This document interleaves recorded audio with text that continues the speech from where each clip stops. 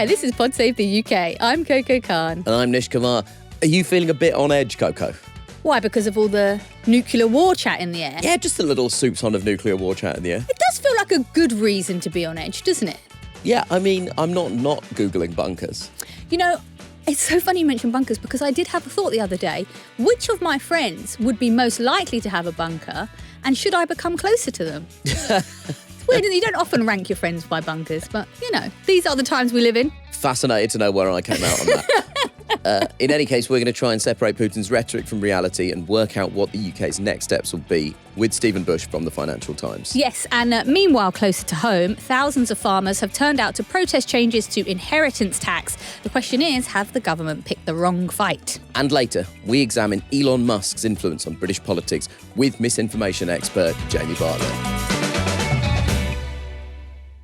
This week, the G20 was held in Rio de Janeiro, Brazil, amidst a backdrop of escalation in the war in Ukraine.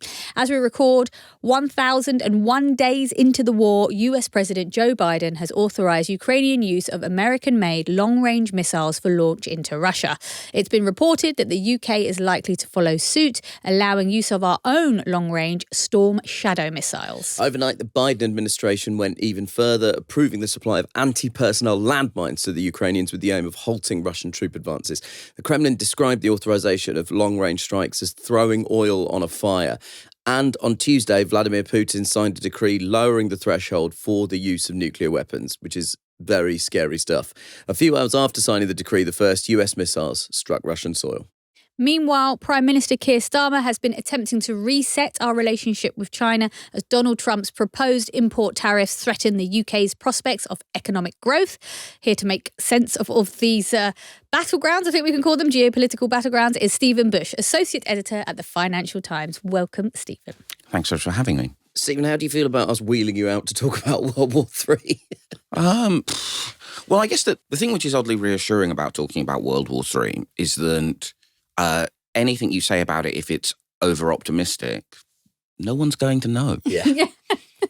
Ultimately, people can take it up with the shadow of me on the wall, right? But so in some ways, it's kind of like the easiest one. If you get something wrong about the economy, well, people will actually be around to notice that, right? So. Yeah, it's an interesting thing. People keep saying, I always think about it with the climate crisis where they're like, history will judge us. And you're like, what history? We're all going to be like fighting in a road war. Like, I don't remember a Mad Max film where they stop for a sort of history lesson. Yeah. How big a deal is the authorization of long-range missile strikes into Russia? Well, it is and it isn't, right? It's a big deal in that it is the thing that for a long time the United States and many in Europe have been reluctant to do because of the fear of escalation, giving Ukraine further capacity to attack into Russia rather than simply trying to repel them is a step change in what we've done in the war, although it's a step change that we've been gradually ramping up to throughout the 2 years. Because of Ukraine's success in holding off and repelling the invasion, we've given them more and more kit to do more and more damage. Obviously, the big difference now, though, is that everyone assumes that when Donald Trump becomes president, he will try and seek a peace deal on pretty favourable terms to Russia, not least because at the moment, given the state of the conflict, it would be a favourable peace settlement to Russia. And then the United States will draw down the level of support in terms of material and weaponry that it gives to Ukraine. So part of the thinking why the departing administration is doing this now is you go, well, Russia's not going to escalate all the way onto this because they know full well that there is going to be a change in the United States' position on this conflict by the end of January. But it does give the Ukrainians the hope and a moment to change some of the realities on the battlefield. They would, in the event of those negotiations happen, going into a more favourable situation. That does make sense. But where does that leave the UK? Because imagine America leaves the playing field and we're still on the playing field. Am I unreasonable in thinking we might be like, oh, God, what's happening now? Where does that leave us? To be selfish for a moment, this is actually the biggest question for the British government, not just in Ukraine policy, but in foreign policy, economic policy in general, is what the fuck are you going to do about Donald Trump coming back? It's not like the first time around where, because, the Trump people themselves weren't didn't think they were going to win the first time around. They hadn't put much thought into what they would do. There were a lot of kind of fairly regular old school Republican politicians in that setup, many of whom saw their role in it as basically, what mental shit can I stop happening this time around? Well, all of the people there are either people who've been willing to say, I know I thought that was mad, but I actually disagree. They're people like Marco Rubio, who lots of people in this country are getting very excited because, he's been a Russia hawk for a long, long time.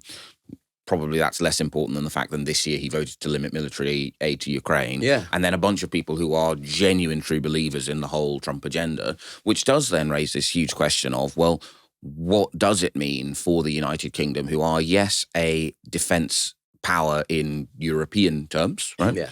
Obviously, we aren't going to, nor would we ever be able to meaningfully replace the role of the United States, even in our own neighbourhood, to be honest, let alone globally.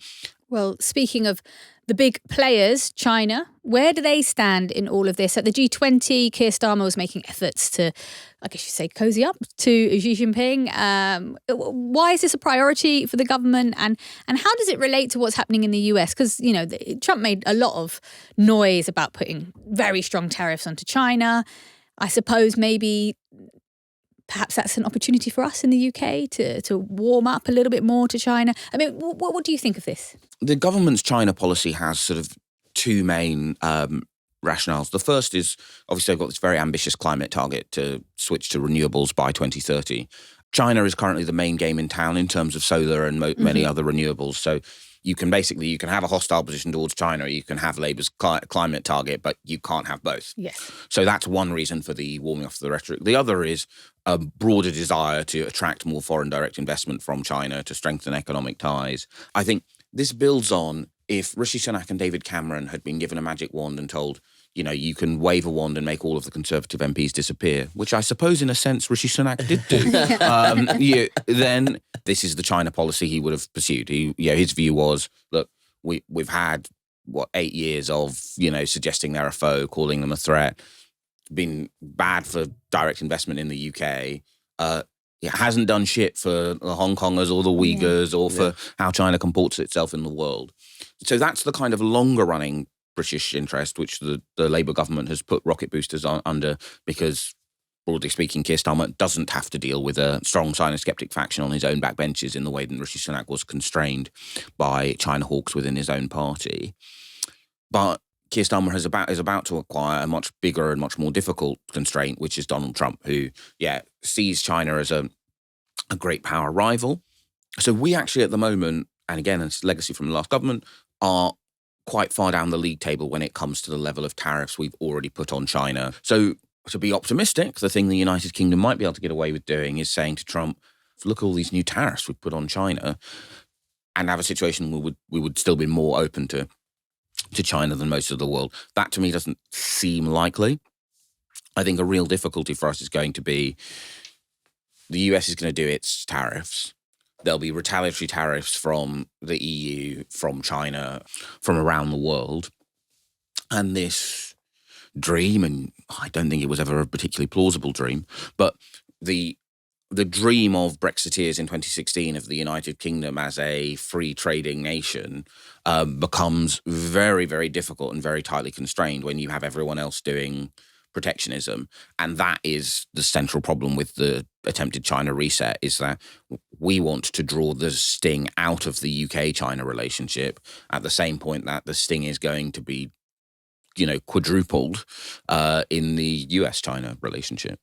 Starmer said that there was a discussion about China's human rights abuses. How do you square any kind of rhetoric around China's human rights abuses with the sort of diplomatic and geopolitical realities of how Keir Starmer has to engage with them?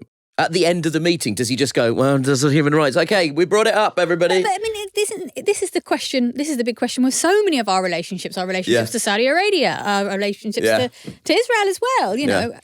A lot of diplomatic communiques, right, the sort of like, and then they also discussed X, are in some cases, are actually in the room as transparent as domestically I have to Yeah, right. I have to mention this, right? It's one of, I think, the biggest bits of bullshit in diplomacy, right? This idea that, like, Xi Jinping is going to go like, oh, do you know what? I am deeply doubtful about the value of liberal democracy. I think I've said, millions of times, I think it's in decline around the world, and that my model of doing things is better.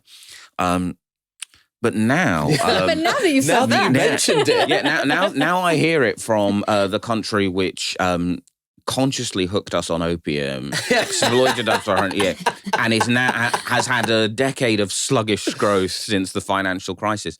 Now he's telling me he thinks his system is better and I should follow it.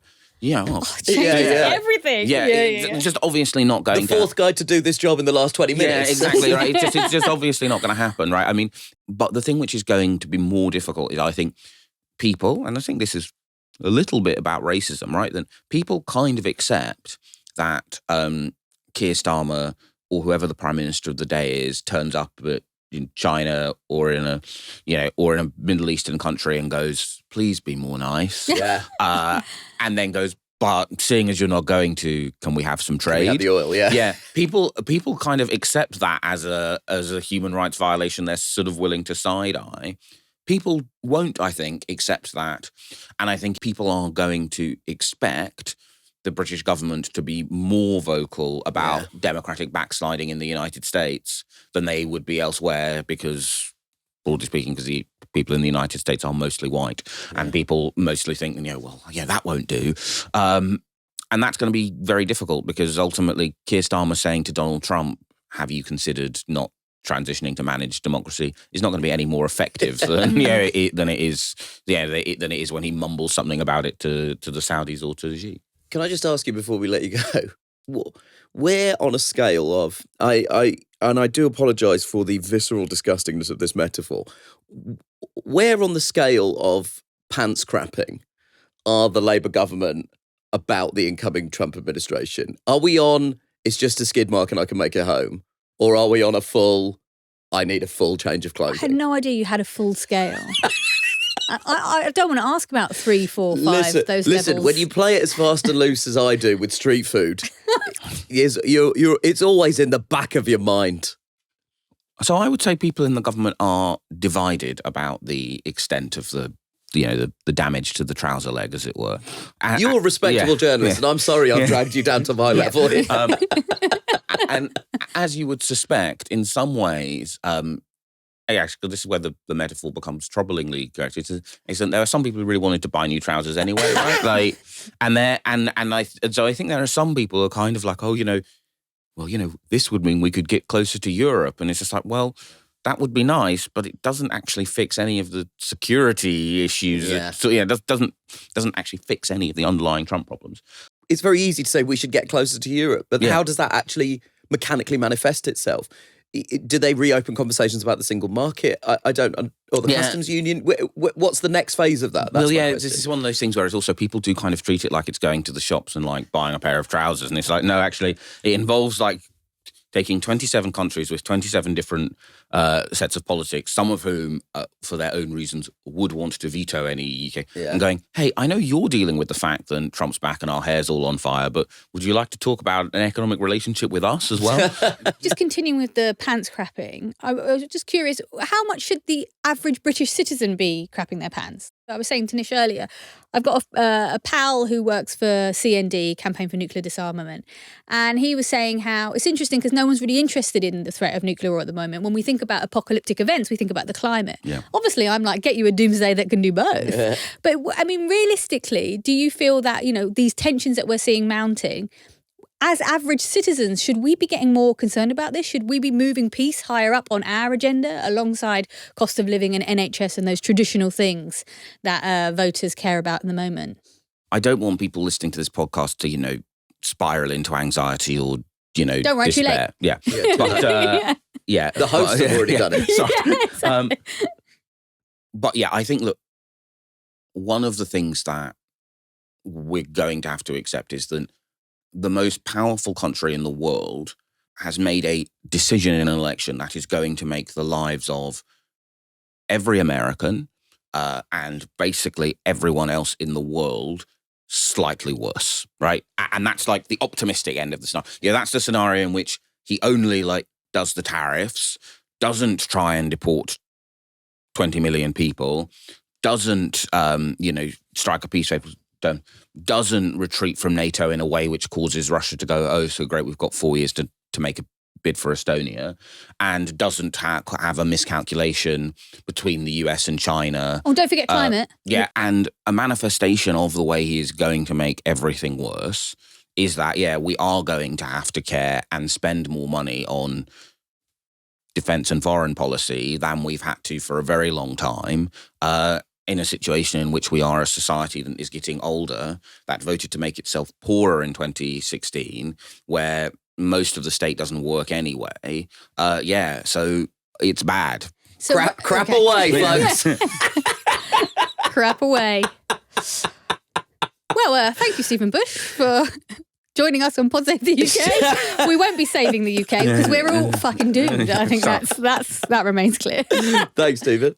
And of course, for more on the geopolitical situation, make sure to check out Crooked's foreign policy show, Pod Save the World. Hosts Tommy Vito and Ben Rhodes covered the implications on Trump's national security picks, the recent news on Russia and Ukraine, and they've covered the international summits like G20 on their latest episode. Plus, Bernie Sanders drops by to talk about the latest on Gaza.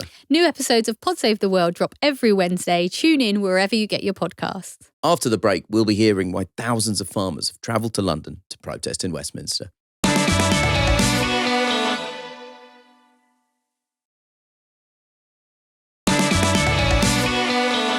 Now, on Tuesday, an estimated 13,000 farmers from across the country gathered in Westminster to demand that the government rethink a planned hike in inheritance tax for some farmers. Now, Nish, I don't know if we're necessarily the best people to be commenting on this. I don't own a waxed jacket. And I often just as an aside, I always wonder, is tweed really the right material for you guys? There's so much amazing new technology and textiles. Someone get them some North Face. Anyway. Sure, I'm a sort of cartoon of a sort of flat white drinking metropolitan left winger. And also, I don't stand to inherit a huge amount of land.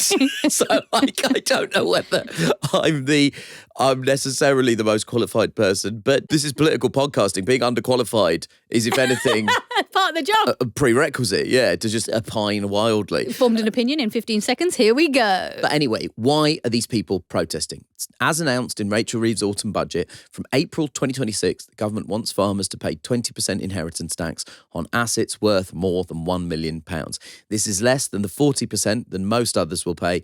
Yet before the budget, they actually paid nothing on land due to agricultural property relief. The government sticking to its line, arguing that only the biggest farm estates will be affected. Here's Environment Secretary Steve Reed speaking to ITV News on Tuesday. The only ones that will be affected, and it will be around 500, will be the very wealthiest or the biggest farms. They can plan their tax affairs just like any other business plans their tax affairs as well. But I would point out to them again, this government is on the side of farming. We've just allocated £5 billion to farming. That's the biggest budget in our country's history for sustainable farming. The vast majority of farms will not be affected by these changes to inheritance tax. So the figures for exactly how many farms might be affected each year are contested, but for reference, there are around 209,000 farm holdings in the UK. So if the projections are accurate, that's around 1% of farms being affected each year. Now, that might not seem like that many, but given the scale of demonstrations, there's clearly something bigger going on here. Yeah, and I think it's worth mentioning that the National Farmers Union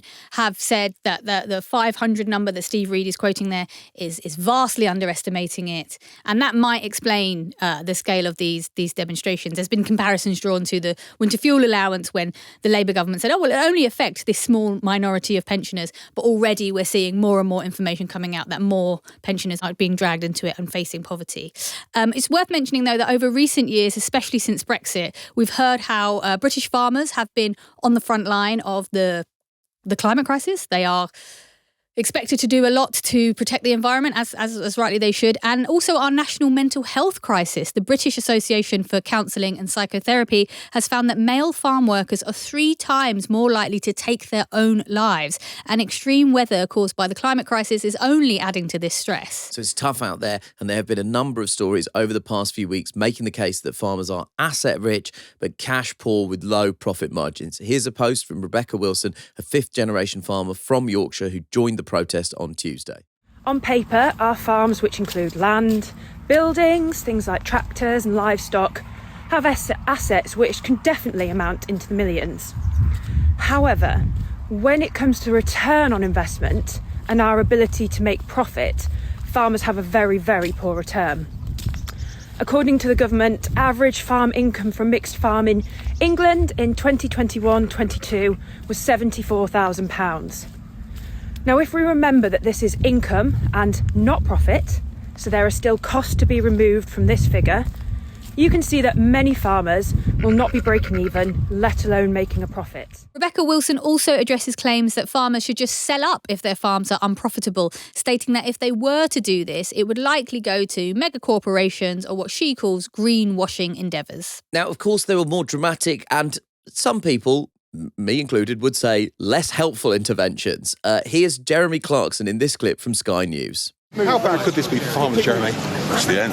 In a hard right, Kenny? If you actually stop and pay attention, it's the end. Hard right, hard right.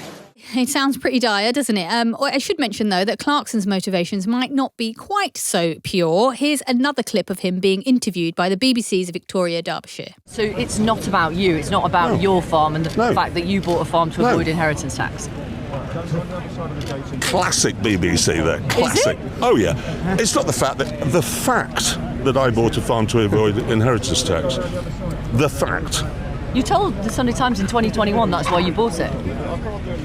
These people. Sorry? BBC. We should also say for international listeners, Jeremy Clarkson was employed by the BBC for many, many years until his relationship with that corporation ended after he physically assaulted a co-worker. So let's just take some of his moralising around the BBC with a blood pressure endangering quantity of soul. And look, that Clarkson clip and also the interventions of the guy who wrote Cats, Andrew Lloyd Webber, probably don't help the cause because it's clear that there are some, for sure, vested interests in this debate.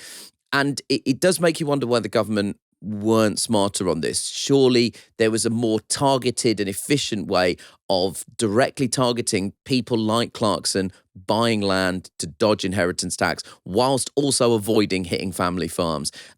Last night, Keir Starmer said that the facts speak for themselves, but clearly there is an issue here. 13,000 people have shown up to this march. It's also important to note that also on the march were representatives from Just Stop Oil. This thing pulled in a huge and complicated group of people.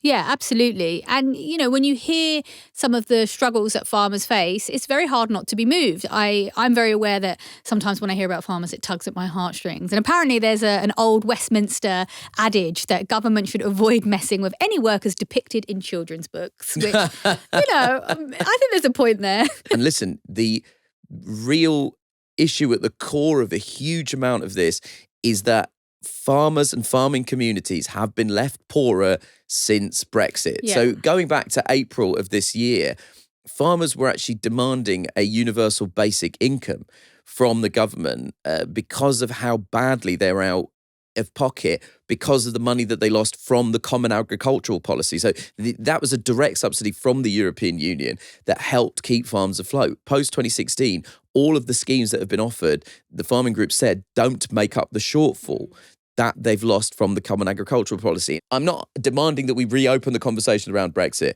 but how do we have that conversation? Yeah, no, I agree. And look, I also don't know the ins and outs of it. I think that there are clearly some people who will buy land as an inheritance tax dodge. I don't know the numbers on that, but that definitely exists. And there are also people who will, buy some land and grow some bits as a kind of lifestyle business. But there are also numbers of family farms who are working hard and it's graft. And it's not only a job for them, it's also a way of life. It's also a tradition.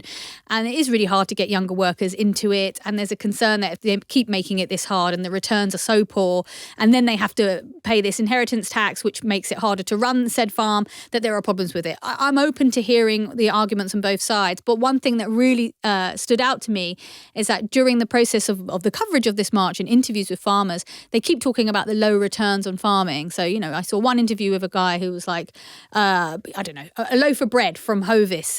He'll produce the ingredients for that. He'll probably see of the £1.50 bread, less than 10 pence is what he'll see. So there seems to be also a massive frustration with supermarkets. Supermarkets, can I just say, posted enormous profits.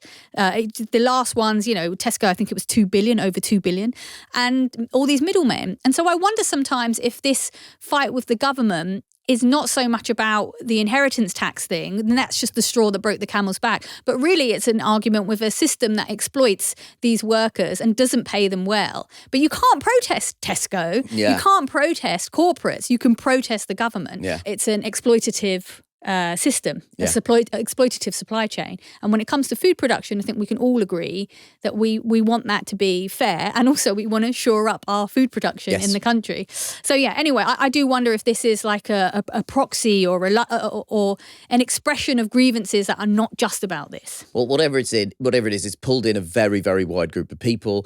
Ed Davey, the leader of the Liberal Democrats, was there. There have been supportive comments made by various Conservative MPs, and it does present, again, this is not the important issue here, but it's definitely one worth raising. It does present an electoral complication for Keir Starmer. We've talked a lot on this show about there being a large Labour majority, but it often being shallow in quite a few seats. Will this affect the Labour rural vote? That's something that remains to be seen. But the one thing I think we can all agree is that Jeremy Clarkson is not the person you need to have front and centre for this. Just so that we're clear, Victoria Derbyshire, who's a BBC journalist that he's sort of scorning at, is referencing an interview that he gave to the Times newspaper in 2021, where he said that avoiding inheritance tax, and this is a direct quote, was the critical thing in his decision to buy land. What has he done with that farm? He's used it to make an Amazon television show called Clarkson's Farm, which I assume are meaning that he is not affected by these very, very thin margins and low rates of return. So maybe the guy who, by his own admission, bought the farm to dodge inheritance tax and he's using it to make an Amazon show isn't your best fucking spokesperson for this cause. And on that note, after the break, we'll be asking, should we all be leaving Twitter? We'll be joined by misinformation expert Jamie Bartlett.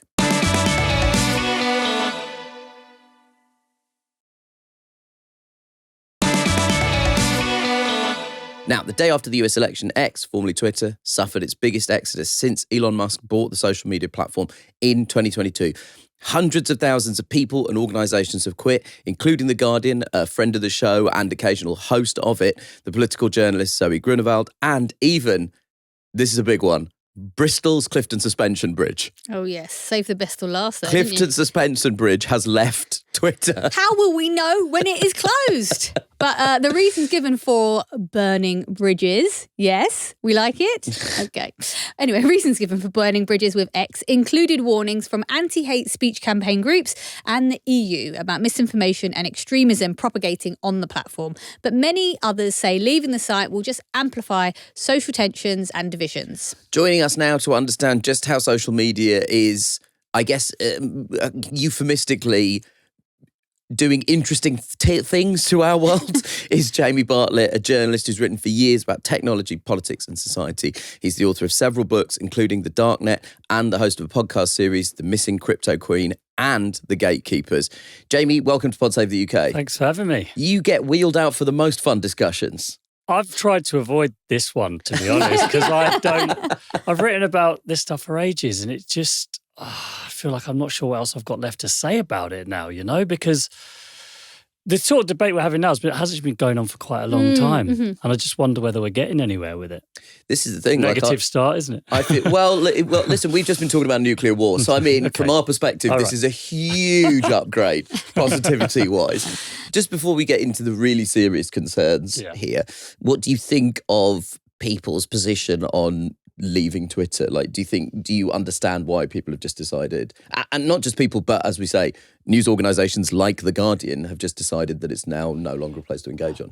Yeah, I do understand it. And I've thought for a long time that the choice... Are you still on? I'm still on yeah, there. Yeah, I'm still on it as well. Yeah. And the reason I'm still on there is because it's just partly just to pump my stuff out and spam people with it, selfishly, but partly because it's just an important place for me to see what's going on.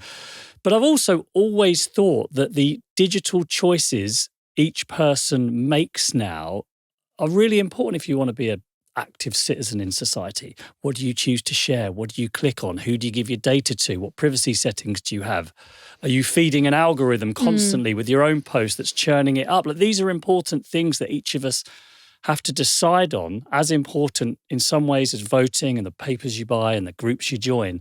So I understand when people think it's an important political statement I'm going to make to leave this platform and join that platform. That's totally legit. And more people should think like that because it is important. I guess the thing that I've been wrestling with is, I've heard a lot of people say, I'm not going to abandon a site like X, Twitter, that has so many users to the far right. I'm not going to abandon it. Like, if anything, there needs to be more progressives on there pushing back on this stuff. But my concern is when we describe that as a sort of arena, it makes it seem like it's fair, like it's a level playing ground. And my feeling about it is that the algorithms favour the far right and favour certain ideas. So it's not like, if more of us shout back, then that will be helpful because we have our mics turned off, if that makes sense. Well, yes, but I think more fundamentally as well, I think that position is based on a premise, which is there is just an open marketplace of ideas. Yeah. We'll go on there and argue and debate and it'll be useful and valuable.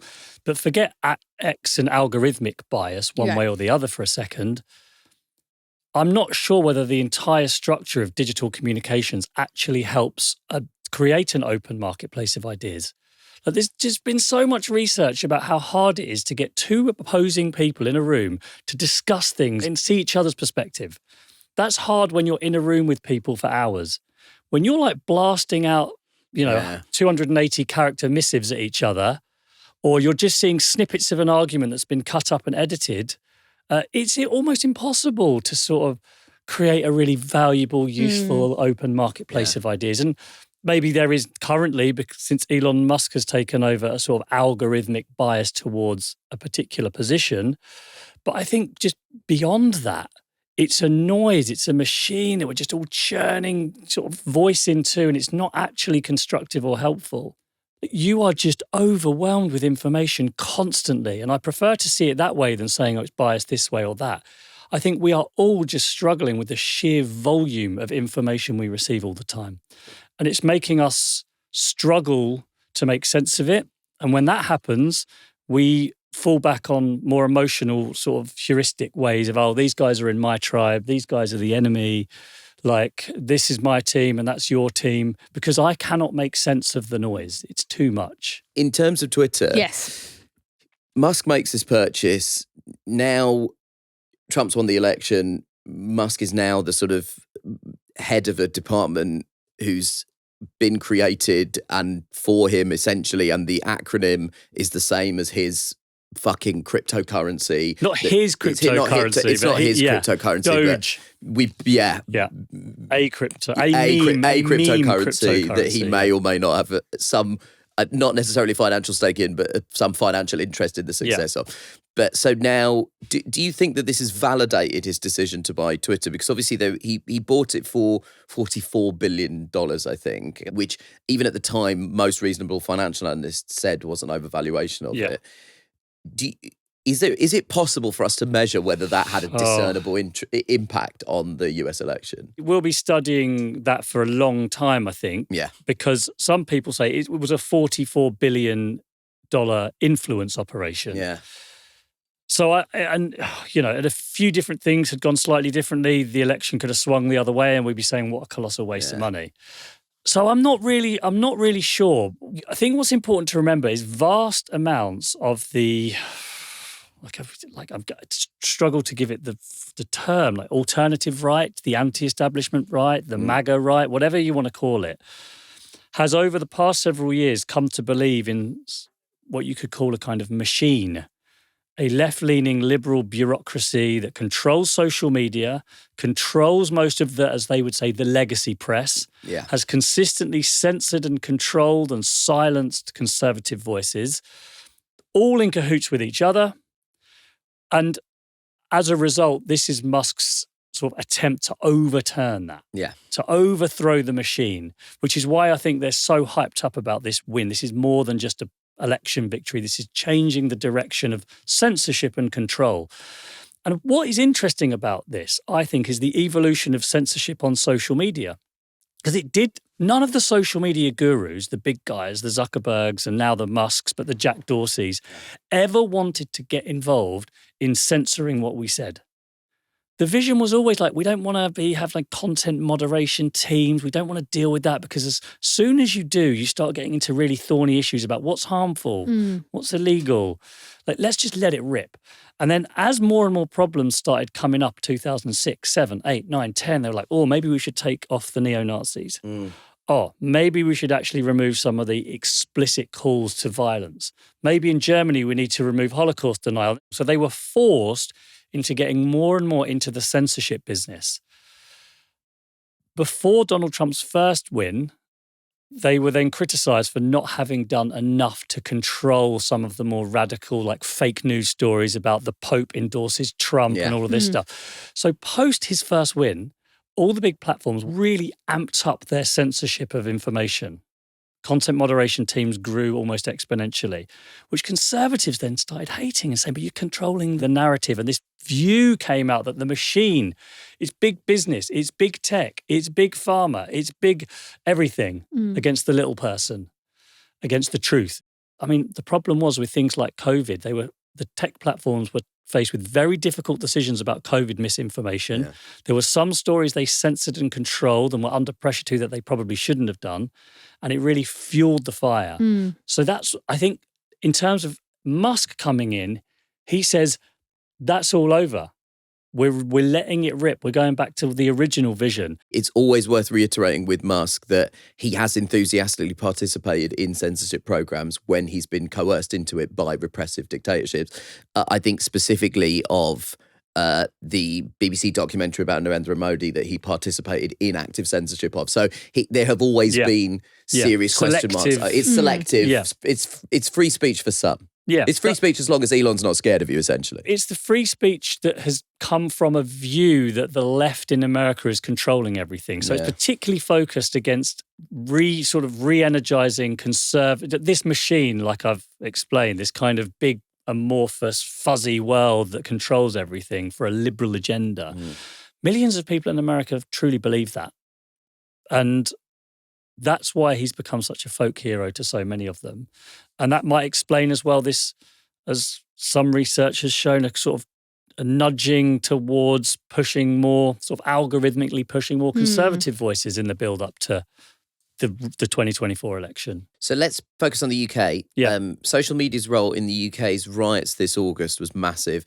They were partly stirred by disinformation and inflammatory rhetoric. We had Musk calling Starmer two-tier Keir on X in reference to the conspiracy theory that the police were treating white far-right protesters more harshly than minority groups. And Nigel Farage claiming that the police were withholding the truth, a claim that he later said was delivered to him by Andrew Tate. So just this morning, as we record on Wednesday, 20th of November, we've heard that a Commons inquiry is summoning Elon Musk to testify about X's role in spreading misinformation, which is due to happen in the new year. What do you feel about the role X played in the riots? And also, what are the actual realistic chances of Musk responding to this UK summons? Well, I mean, Elon Musk has a sort of strange interest in UK politics, doesn't he? I'm still trying to work it out. He can't read French or German. He doesn't, or Spanish, I assume. So he doesn't get to read all of these things. And there's a lot of crossover between US and UK media, and you know, so we're dragged along with all the big American debates in some ways, and we're getting sucked into them. It's a hard question to answer because this sort of relationship between online posting and, you know, inflammatory material and conspiratorial material and offline behavior has always been one that's really quite difficult to firm up, to be certain about, because the way things that motivate people, they're varied and they're complex. I mean, we have seen that there was a lot of particular claims in the immediate aftermath of Southport about this person arriving on a boat, that he was a illegal immigrant. I mean, some of them was that he was a Muslim, which was then called a conspiracy theory. And then just a few weeks ago, the Met Police said we're charging him on terror charges because allegedly he had an Al-Qaeda manual, which obviously is then going to fuel the flames of the BBC and the mainstream press were trying to shut you up and silence you, because that wasn't a conspiracy theory, but you were told that it was. So those groups will cling on to that to say, look, another example of the liberal press lying, and I'm sure Musk will get involved in that debate as well. I don't think he'll turn up. Yeah. Mark Zuckerberg didn't turn up. If he does turn up, it'll be filmed. He'll say whatever the hell he likes, and everyone who are already supporters of him will say, what an amazing guy. So it's almost better that he doesn't turn up, because I'm not sure what good it would do anyway.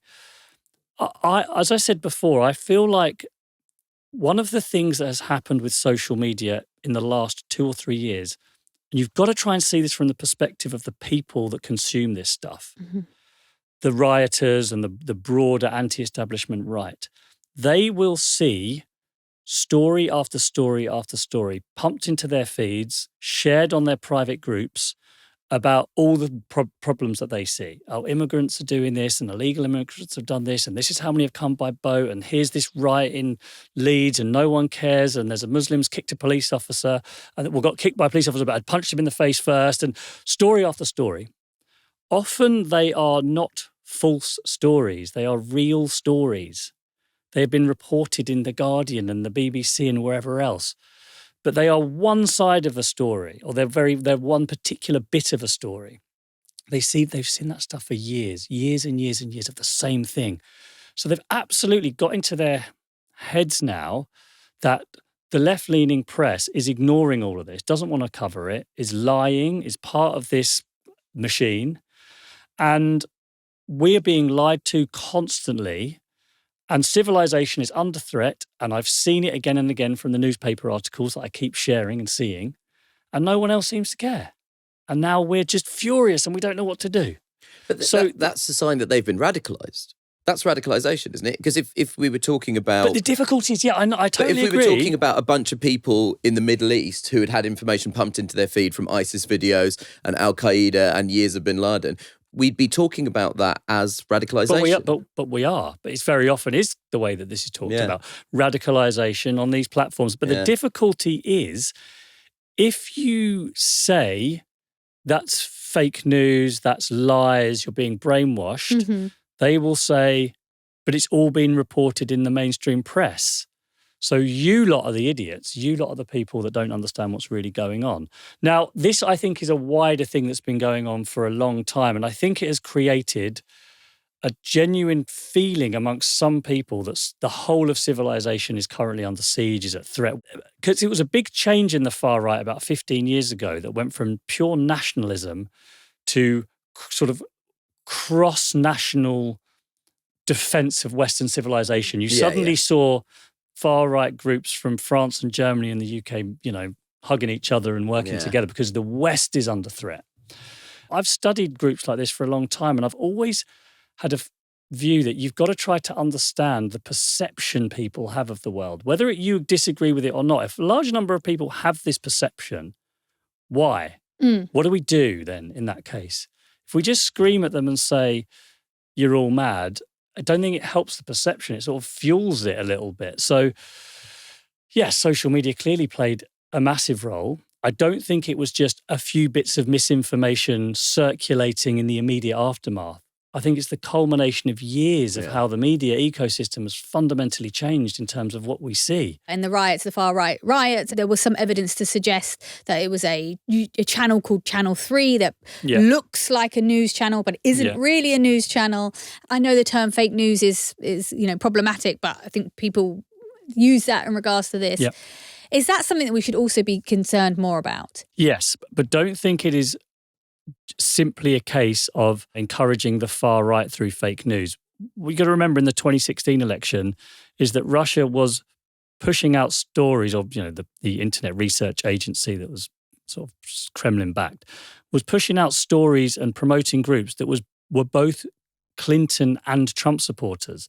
They'd be creating fake Black Lives Matter groups who'd be posting quite inflammatory things and pushing that to Trump supporters, saying, look at these. So the Trump supporters would get wound up. Look at these nutters. And then there were people on the left that were sort of supporting those groups. And the idea was to create an anger and frustration to divide people. And they would do it by pushing sort of left-wing narratives and right-wing narratives, which is why I said it's important to question yourself. Am I being manipulated? Am I really sure that my psychology isn't being slightly hacked here and I'm getting more and more annoyed with my political opponents? Because we do all suffer from this. And it's easy to always think it's just the other side that does it.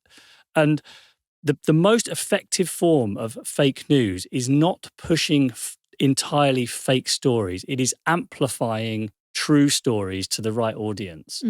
It will be taking something that's really happened and just pushing it at you over and over and over again, which is more sinister and more difficult. And that is one of the reasons why Twitter, before Musk bought it, started deleting true news stories sometimes on their platforms, because they could see there was a coordinated effort from, for example, Russian-backed groups to use those true stories using a kind of artificial network of people, fake users, if you like, to sort of interfere with the US election. But then obviously the critics were like, you're deleting truth. Yeah.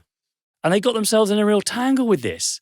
But that is the nature of a lot of fake news, in inverted commas. It's true news being pushed and promoted and amplified and sometimes exaggerated, which is why it's often about psychology, really, and understanding psychology rather than just whether a news platform is fake or not. But if we take it back to the summer in the UK and with some of the riot stuff, part of the reason there wasn't a huge amount of reporting about it is simply because there are legal reporting restrictions that apply to legacy media or mainstream media, whatever term you want to use to them.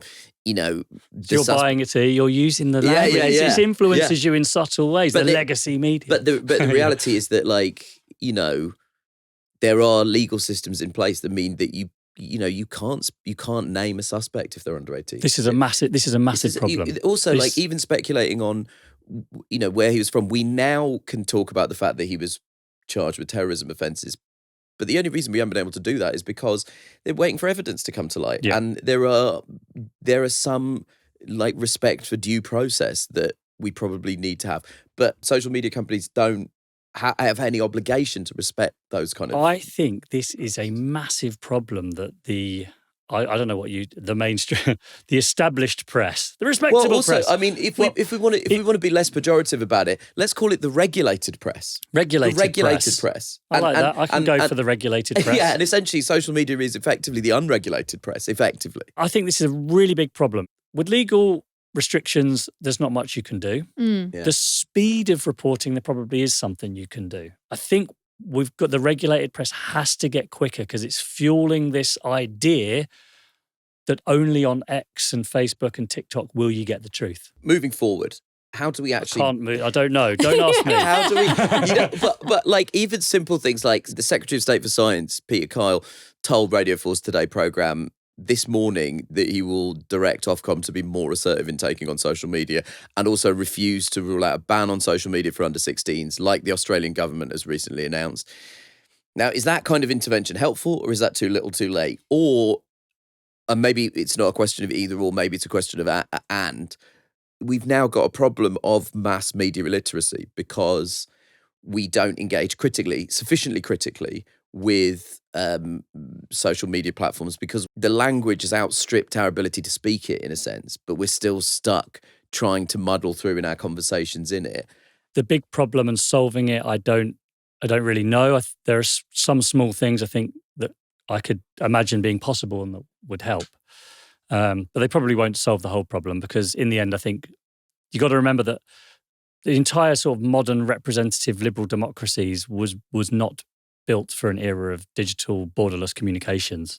Yeah. This is just a fundamental tension between the two things that we might have to quite radically change how democracy works as well. So there's bigger sort of structural problems, I suppose. And that go far beyond this. But media literacy, I think, is without a doubt the most important single thing that anyone can learn today. And I wrote a paper about this in 2010, saying how important media literacy was. And I think I even went to the Department of Health and said, we got to do something about this. This is a big problem. And they were like, you're the conspiracy theorist. theorist. Me out the room. Yeah.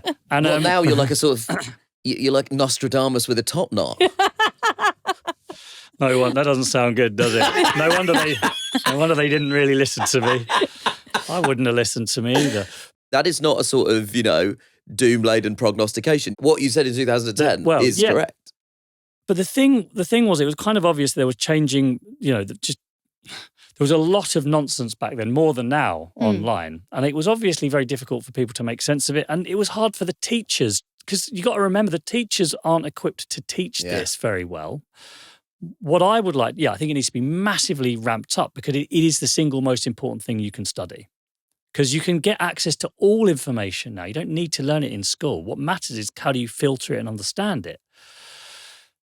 But not enough of it, I think, is about psychology. Like I said, most of this is hacking human cognitive biases, anchoring effects, fear of missing out, homophily, like birds of a feather tend to flock together, nut picking, why we tend to see the worst in our political opponent. We don't really teach that as part of media literacy.